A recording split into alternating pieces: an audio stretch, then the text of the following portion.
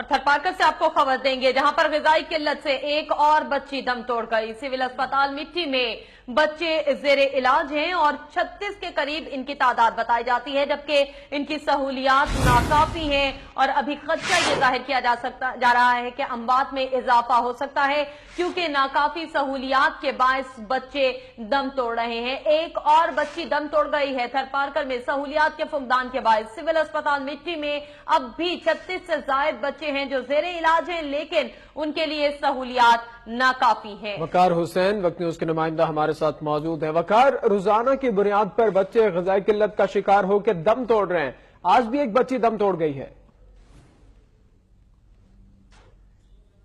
جی، مزید ایک بچی جو ہے وہ دم توڑ گئی ہے، تعداد جبکہ 300 تک جا کے پہنچی ہے، کیونکہ مٹی سے اسپتال میں نہ ڈاکٹر ہے نہ ادویہ بھی ہے۔ یہاں پہ جو ہے سہولیت کا زیادہ فقدان ہے۔ وزیر اعلیٰ صحت کامل خان نے کچھ دن اعلان کیا تھا کہ مٹی کے جو وہاں پہ شہری ہیں ان کو جو ہے خوراک دی جائے گی، لیکن اس وقت جو ہے گندم کی کٹائی بھی ہو گئی ہے، لیکن جو ہے ان کو اناج بھی نہیں دیا گیا، جس کے باعث جو ہے وہ بچیاں جو ہے غذائی قلت کے باعث جو ہمارے ہیں، جبکہ ابھی بھی اسپتال میں خدشہ ہے کیونکہ وہاں پہ سہولیات نہیں ہے، جس کی وجہ سے ابھی بھی اور بھی بچیاں مر سکتی ہے۔ جی شکریہ وقار حسین اپڈیٹ کرنے کا۔